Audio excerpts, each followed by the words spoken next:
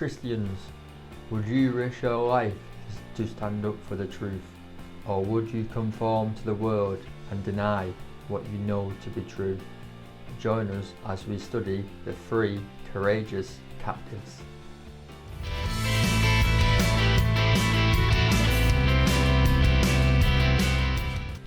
Welcome everybody, thanks for watching this video. I hope you're doing well this time. If you do like this video, consider hitting the like button, or even greater, subscribe, so that you'll be notified when I add new videos. I've been a little bit quiet over the last month. As I mentioned, if you've seen one of my previous videos on Facebook, I was preaching at my church, so that took priority, so I wanted to make sure that was right, and then I was on holiday, and then I'm trying to get back into the swings of things now. So please give it a like, give it a comment, so it gives me a bit more of that motivation to keep trying to make these videos. So let's dive into it. So over the last couple of weeks I've been reading the book of Daniel, and wow, what an amazing book this is. So today we're going to do something different. We're going to do a Daniel series for the next few videos, where we just take a concept out of the book of Daniel, read a chapter, a few verses, and see how this applies to us in our lives today. A different format maybe, but something that I hope you enjoy, because if you're watching this video, it means you want to learn about the Bible, so you're in the right place if that's what you're here for. So let's start with a bit of context to the book of Daniel, and this is a historical event, so if you're an atheist watching, this is true. So in 605 BC, Nebuchadnezzar became the king of Babylon. The Babylonian Empire was the world power at the time, meaning Nebuchadnezzar was arguably the most powerful man in the whole world. They dominated until 539 BC for around 66 years, and they were taken over by the Medo-Persian Empire. The Babylonian Empire invaded the southern kingdom of Israel, which is called Judah, and this is where the city of Jerusalem was. And it says in Daniel 1:1 that they besieged it.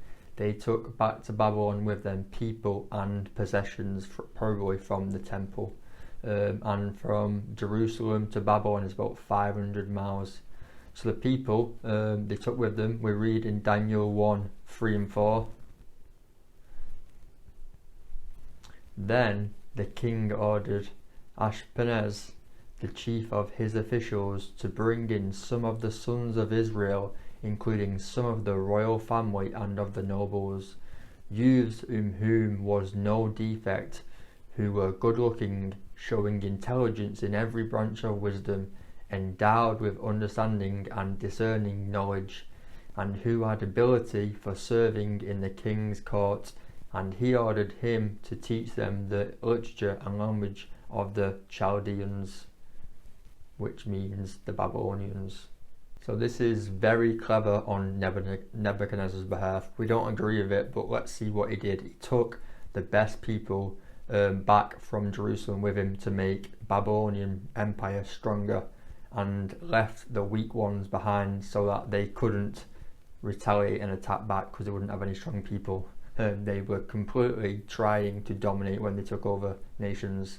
So these Jews that we've mentioned are now going into an evil foreign land who worship many gods, not one that the Jewish people should worship, and are now being held captive and required to serve King Nebuchadnezzar. Of those captives we have 4 people, and in Daniel 1:6 and 7 it reads, "Now among them from the sons of Judah were Daniel, Hananiah, Mishael, and Azariah.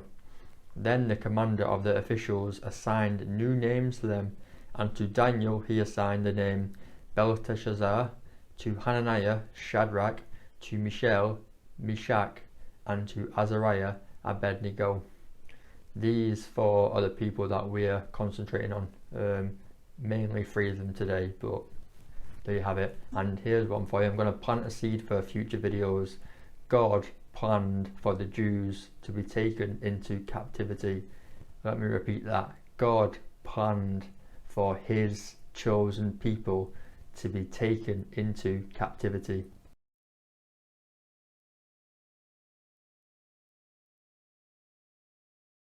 and this can be found in Jeremiah 25. And a little brief read of this.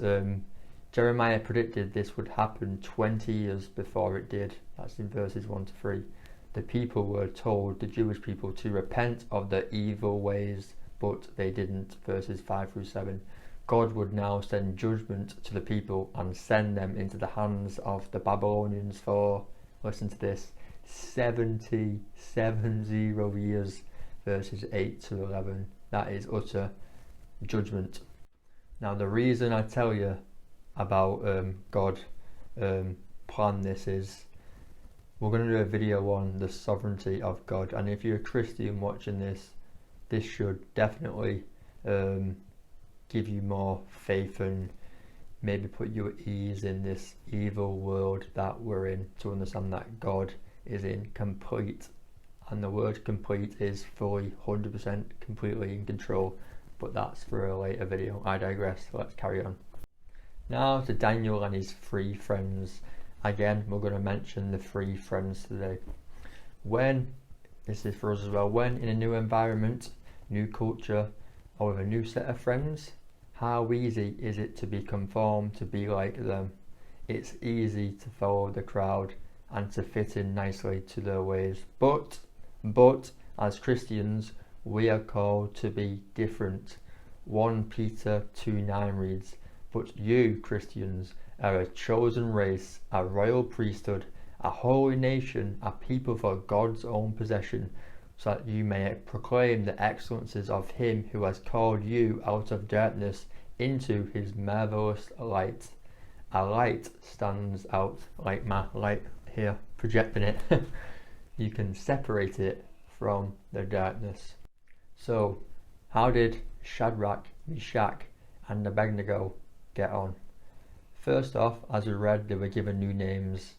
We read they were taught the Babylonian language, and they trained for 3 years and passed the test to serve King Nebuchadnezzar. Working in the palace, potentially, it doesn't say it, but let's just think, they may have had to dress a certain way. In all external appearances, it may have seemed that they were Babylonian, but were they at heart? Did they still carry their loyalty to the Hebrew God alone, the one true God? That's what we'll find out today. Now, to one of my favourite chapters in the Bible so far, reading the Bible, Daniel chapter 3. We've set the scene. They're in captivity. Now, will they conform to be like the Babylonians, or will they stand out? So as I mentioned, we're going to do something different today. I have my Bible, and I feel like for Daniel chapter 3, which we're reading, it's hard to just pick out a couple of verses here and there to explain it in like a condensed version, as I feel like it takes away parts of it. So we're just going to read chapter 3 and we're going to stop. I've got a couple of notes of some important parts that we're going to stop on and just explain. I'm just going to let it flow. It's not as scripted as normal, so I hope you enjoy it. I might put the words on the screen. I might not. I'm not sure yet. So if you're still watching this video, it means you want to listen. So regardless of whether it's going on the screen or it's going through your ears, you're going to be happy either way. So Daniel chapter 3. Honestly, it's incredible if you've never read it. So let's dive in. Chapter 3 verse 1. Nebuchadnezzar the king made an image of gold, the height of which was 60 cubits and its width 6 cubits. He set it up on the plain of Dura in the province of Babylon. So we don't work in those cubits today. Well, I don't. So you might ask, how big is that, Jamie? Glad you asked. So according to people, it is 90 feet high by 9 wide. And a bit of context here, in Daniel chapter 2, the one before this, the king has this dream and he doesn't understand what this dream meant. And in the end, Daniel interprets the dream and it's telling of the kingdom of Nebuchadnezzar with Babylon, and he's referenced him to an image that's the head of gold. So chapter 2 and chapter 3, potentially there's years between them, so whether Nebuchadnezzar, after the dream, now it's got to his head like that and now he's setting up this gold image so that people can worship it, and it's really an image of him. That could be what it is, but either way it's still an image that people are going to worship. So it will be this magnificent, huge image, 90 feet high. That's going to be, you'd see that in the distance. You wouldn't miss that. So it would be a magnificent thing to see, but the reasons are bad, as we will find out. Let's carry on. So verse 2. Then Nebuchadnezzar the king sent word to assemble the satraps, the prefects, and the governors, the councillors, the treasurers, the judges, the magistrates, and all the rulers of the provinces, to come to the dedication of the king that Nebuchadnezzar the king had set up. So he's bringing in all the important people from around the area. Come, let's see what I've done, So I think you can see what type of character Nebuchadnezzar was. So we have a big ceremony. He wants this massive event that everyone watches this huge image being dedicated to. Verse 3. Then the satraps, the prefects, and the governors, the councillors, the treasurers, the judges, the magistrates, and all the rulers of the provinces were assembled for the dedication of the image that Nebuchadnezzar the king had set up, and they stood before the huge image that Nebuchadnezzar had set up. Basically just repeats the same. Verse 2 and verse 3 basically just repeats the same people. So you have all these high class people, it seems, all coming in. There's probably going to be thousands of people at this event. So let's get all the important people, and this is a big event. Verse 4.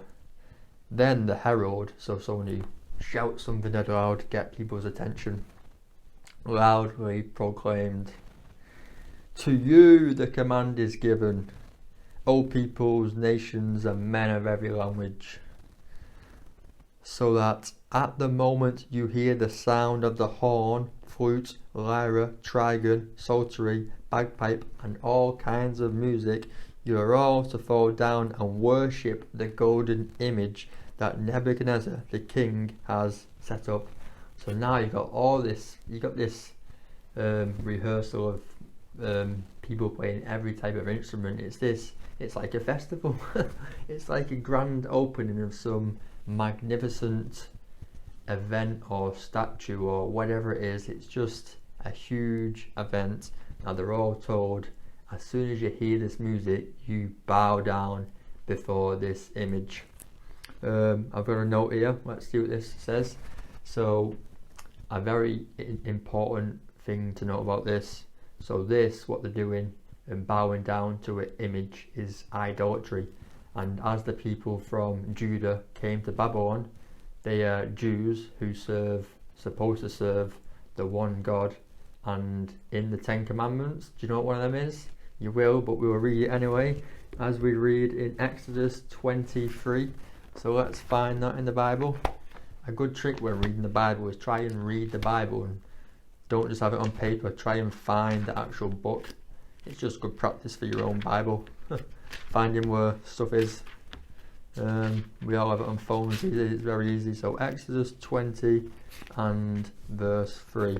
So let's see what the Bible says for this. Verse 3. You shall have no other gods before me, Yahweh.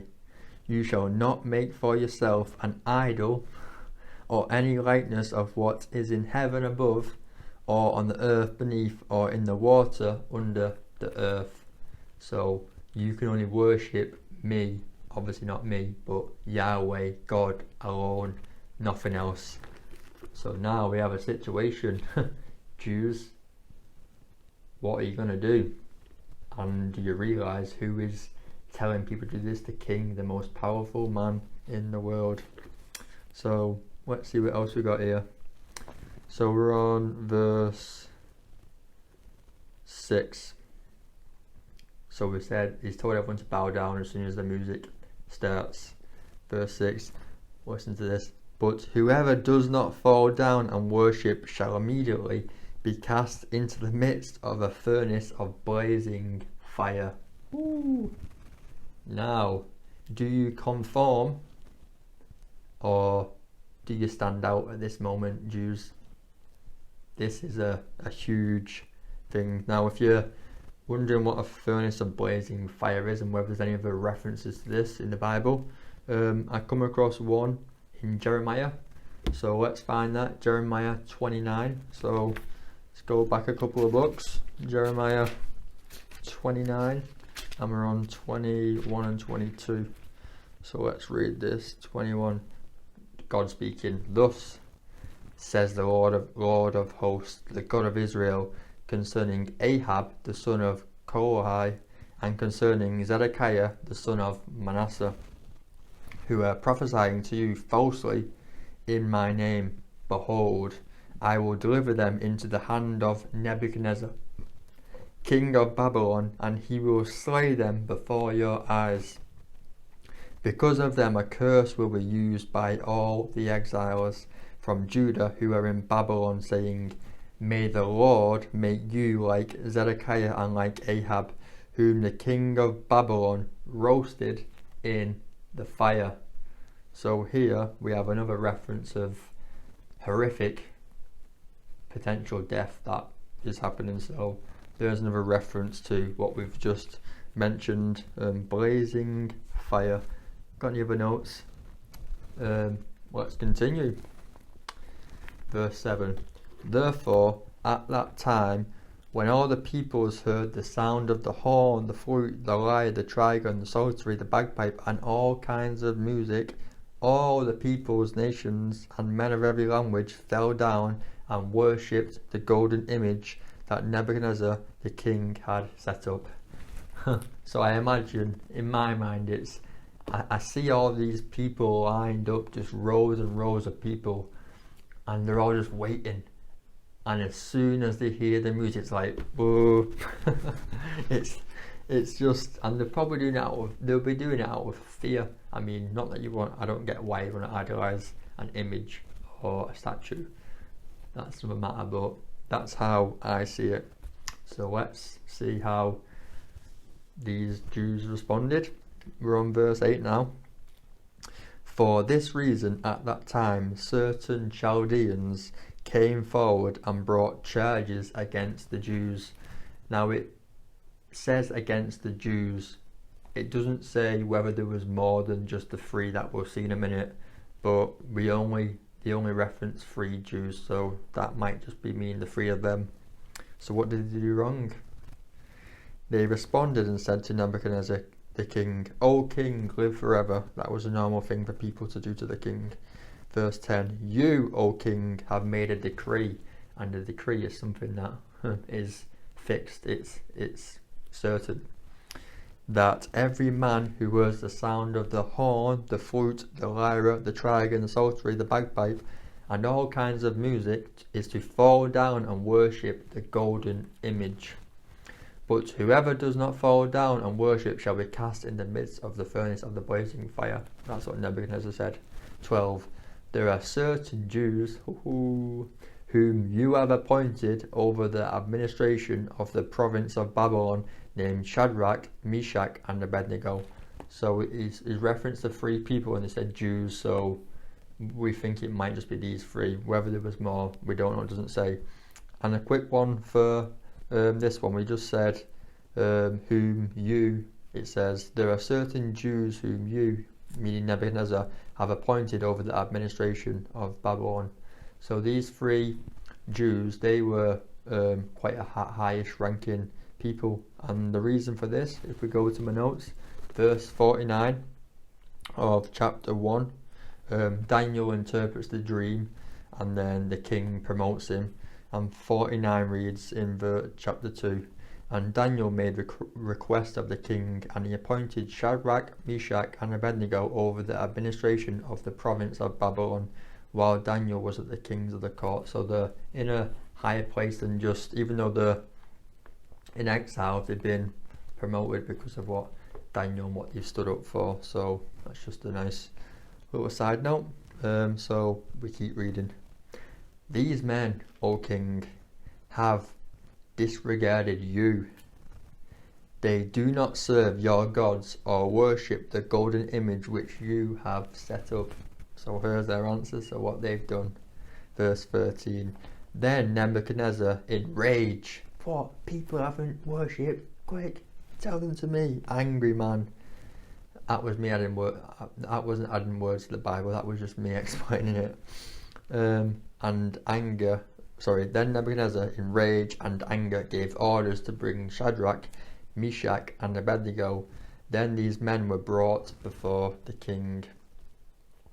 14. Nebuchadnezzar responded and said to them, "Is it true, Shadrach, Meshach, and Abednego, that you do not serve my gods or worship the golden image that I have set up?"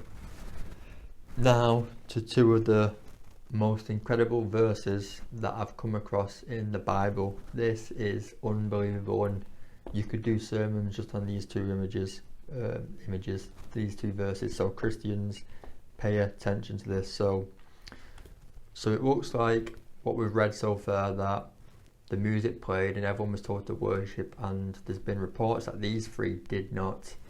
So remember, if you don't fall down, a decree has gone out that you will go into the fiery furnace. The king is not joking. He's the most powerful man in the world. He would do it. So if they've not done it, would they then do it once they look at the king face to face? This is intense pressure for these Jews. Now, what do the three people respond to the king? These are incredible. Write these on your wall. Not literally, but you could. 15. This is the Jews speaking. Sorry, this is Nebuchadnezzar speaking. It gives them another chance now. 15. Now, if you are ready, at the moment you hear the sound of the horn, flute, lyre, trigon, psaltery, and bagpipe, and all kinds of music, to fall down and worship the image that I have made. Very well. But if you do not worship, you will immediately be cast into midst of the furnace of blazing fire. And what God is there who can deliver you out of my hands? ? Now, why does he give them another chance? It feels like he would have just chucked them in the fire. The reports come back, and they said they've not conformed. So maybe he wants to check for himself. A couple of reasons that I thought about. But look at verse 15. One, maybe he remembered what Daniel did that time ago with the dream, and how Daniel asked to look after the three friends, whether there was a tiny bit of a softness in his heart for them. I could be completely wrong there. And another reason was, which is maybe more accurate, he wanted to see every single person bow down to him, because of his pride and because of his love for himself. So he wanted to see that. That might be a reason why. So now they're eye to eye. He's given the ultimatum. You've got another chance. Bow down, or else you're going in the fire. Now, sorry, these are the most incredible verses. It wasn't 15. It was 16. 17 and 18. Ready for this. Verse 16.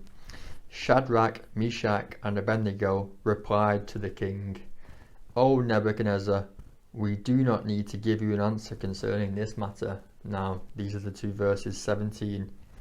If it be so, our God whom we serve is able to deliver us from the furnace of blazing fire, and he will deliver us out of your hand, O king. 18. But even if he does not, let it be known to you, O king, that we are not going to serve your gods or worship the golden image that you have set up. Wow. Now that should deserve a round of applause for these two people, even though it was in history time. So these two, what they respond to is incredible. And let's see if I've got some notes written down.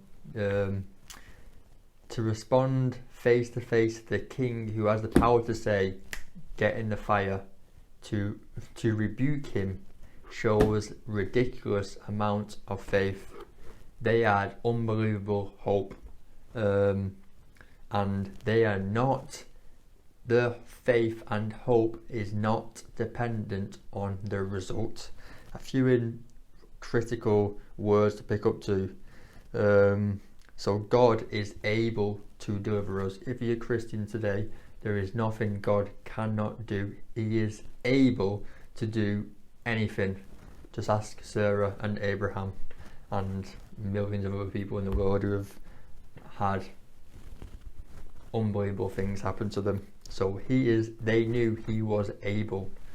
The God of the Bible is able.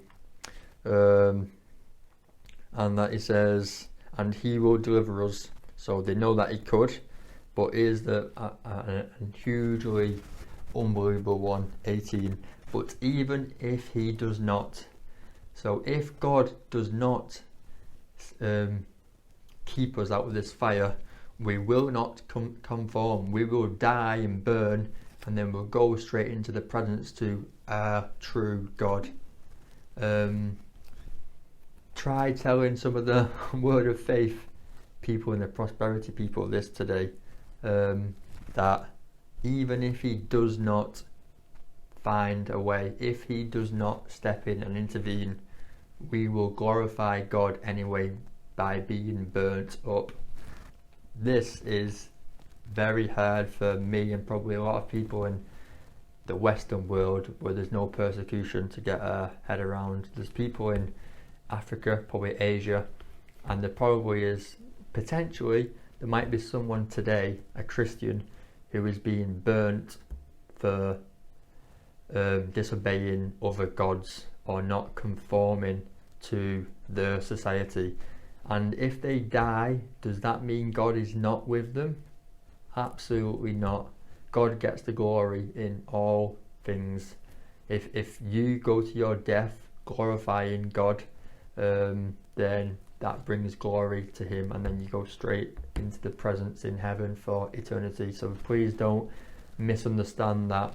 Just because these three men, just say if these three men were saved, that doesn't mean that somehow they had more faith, and if somebody isn't saved, that doesn't mean they've got no faith. No, it's all for the glory of God. So let's move on to what happens now. They are not conforming. Yes, they are staying true. Even though they've moved cultures, moved locations, they are still true to the one true God. It is unbelievable. 19. Let's see how the king responds. Then Nebuchadnezzar was filled with wrath, and his facial expression was altered towards Shadrach, Meshach, and Abednego. He answered by giving orders to heat the furnace 7 times more than it was usually heated. 20. He commanded certain valiant warriors who were in his army to tie up Shadrach, Meshach, and Abednego in order to cast them into the furnace of blazing fire. 21. Then these men were tied up in their trousers, their coats, their caps, and their other clothes, and were cast into the midst of the furnace of the blazing fire. Now, in one sense, they burned it up 7 times, so it's a horrific thing to think about, but I mean, at least it would be a quicker death, because it must be instant, 7 times as hot as it normally was, and they tied them up, they were going nowhere, and he had the clothes on, so it seems like Nebuchadnezzar was so mad, he just wanted them dead straight away. So, 22. For this reason, because the king's command was urgent and the furnace had been extremely hot, the flame on the fire slew those men who carried up Shadrach, Meshach, and Abednego. So these strong warrior type people, they died going up to this. It was that hot, but the 3 men, they were protected. Does it carry on like that? 23. But these three men, Shadrach, Meshach, and Abednego, fell into the midst of the furnace of blazing fire, still tied up. And it makes a reference a few times of still being tied up, so that's probably important. 24. Then Nebuchadnezzar the king was astounded and stood up in haste. He said to his high officials, listen to this, was it not three men we cast bound into the midst of the fire? They replied to the king, certainly, O king. 25. He said, Nebuchadnezzar, look, I see four men loosed and walking about in the midst of the fire without harm, and the appearance of the fourth is like a son of the gods. Now 25 is a pretty awesome one. So Nebuchadnezzar sees four people, three friends plus somebody. They are loosed and they're walking about. So let's see who this fourth person is. My notes here, what have I got? It says in the NASB mine one, it says son of the gods. In the New King James it reads son of God. So you're probably thinking, who is this? It is Jesus. Unbelievable or what? Jesus was with these three people in the midst of an horrific event. That is a marvelous thing, and I thought, how did Nebuchadnezzar know it was the Son of God? And someone who I spoke to said it's revelation. God must have give this person revelation. So yes, God can reveal anything to anyone, no matter how much they hate God. So God was with them in the furnace. God himself, Jesus himself, was with them in a horrific trial, it seemed. So let's read 26, moving on. Then Nebuchadnezzar came near to the door of the furnace of blazing fire. He responded and said, Shadrach, Meshach, and Abednego, come out, you servants of the Most High God. Ooh, he's giving God the glory now. And come here. Then Shadrach, Meshach, and Abednego came out of the midst of the fire. Beautiful. How Nebuchadnezzar changes, eh? But he'll go back to being an evil man. 27. The satraps, the prefects, the governors, and the king's high officials gathered around and saw in regard to these men that the fire had no effect on the bodies of these men, nor was the hair of their head singed, nor were their trousers damaged, so it was nice, nor had the smell of fire even come upon them. Time out. If you're an atheist watching this now, not sure whether you will be, because you probably would have turned me off by now, but if you were, or you're a doubter, how is this possible? To the human mind, this is impossible. People cannot go into a fire 7 times as hot as normal, walk around and come out without even a slight burn. It's impossible. And I'll give you the most easiest answer, you might find it's boring, is anything too hard for God. In that moment, God intervened and stopped the fire from burning them. That's all I've got. I believe it. Do you? I hope so. 28. Nebuchadnezzar responded and said, Blessed be the God of Shadrach, Meshach, and Abednego, who has sent his angel. Now he's giving Yahweh, the one and only God, credit here, which everything's to the glory of God, even this moment. And it says, who sent his angel. Now we had a look at this. This is Nebuchadnezzar speaking, and I looked at this word angel, and this is only mentioned, this same word, twice in the Old Testament. And the other reference to this is also in Daniel, and it's in, let's have a look, Daniel 6:22. So let's go there. And this time it's Daniel speaking in the lion's den, which we're going to get to in another video. Daniel 6:22. This is Daniel speaking. My God sent his angel and shut the lions' mouths that they have not harmed me. So Nebuchadnezzar said his angel, and Daniel also used the same, his angel. So again, that is Jesus, my boss. And sent his angel, carry on, and delivered his servants who put their trust in him. So Nebuchadnezzar is saying, God sent his angel, Jesus, to his servants, and they survived because they put their trust in him. Now, Christians, does that sound familiar? So, the people are in a tricky situation. They're going to die physical death. And unless Jesus intervenes, they would physically die. And they didn't die because Jesus was sent and these people put their trust in him. This is Christianity, people. We will die spiritually because of sin. And Jesus came down to earth, lived a perfect life, died, rose again after 3 days, and whoever puts their trust and faith in Jesus' work will also survive. They won't survive the furnace. They will survive a worse furnace that will last for eternity, which is a place called hell. So that was a pretty beautiful contrast that I seen. Hopefully I interpreted that right, but it seemed like that to me. Beautiful or what? So servants who put their trust in him, violating the king's command, and yielded up their bodies so as not to serve or worship any god except their own God. They did not conform. They were willing to die. They would rather die than conform. Just unbelievable courage. 29, the king speaking. Therefore I make a decree. Again, he made a decree before and he was true to it. If you don't bow down, you go in the furnace. So he's true to his word. Now he's making another decree. What's this about?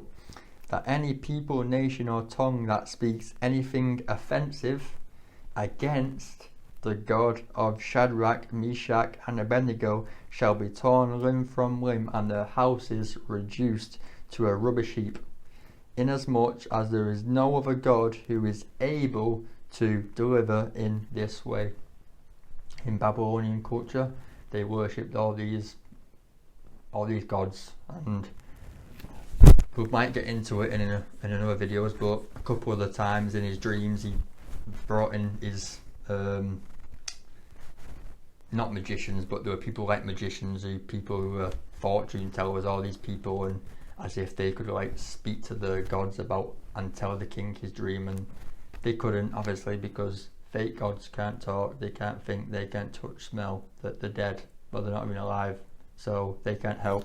So here, no fake god is able to deliver anyone out of a situation. Only the one true living God can and is able to deliver you.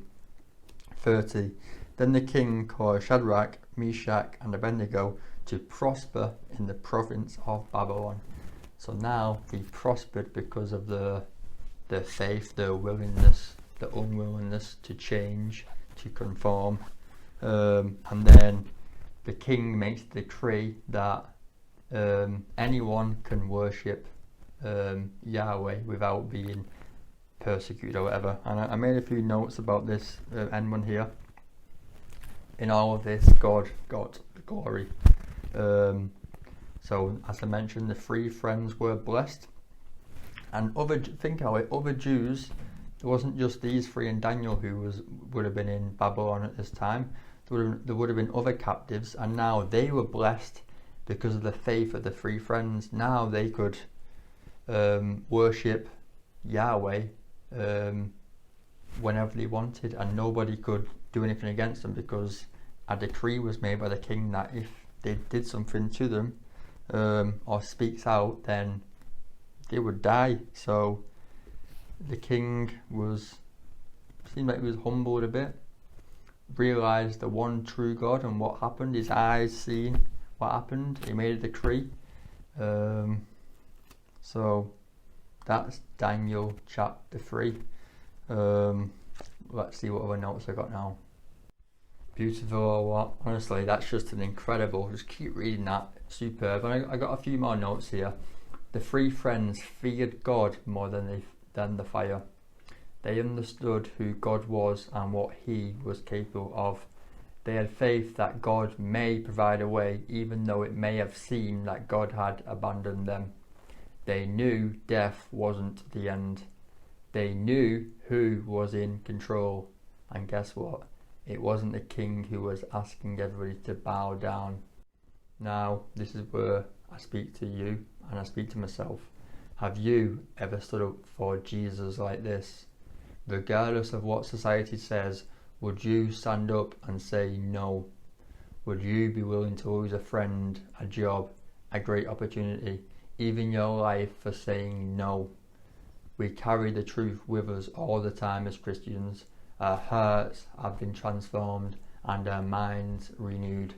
Let's be fearless and yet totally faithful to the one true God, just like Shadrach, Meshach and Abednego. Thanks for watching this video, everyone. I hope you enjoyed it. If you're still with us, it's a different video than normal. I quite enjoyed just reading the chapter and stopping. I really enjoy that now. So if you've got any comments, leave them below, or if you want to message me, or if you think I said something wrong or whatever, message me and we can have a conversation. So stay safe and join us next time for another Daniel series where we'll dive into the Bible and see what it says. So thanks for watching, take care, God bless, bye.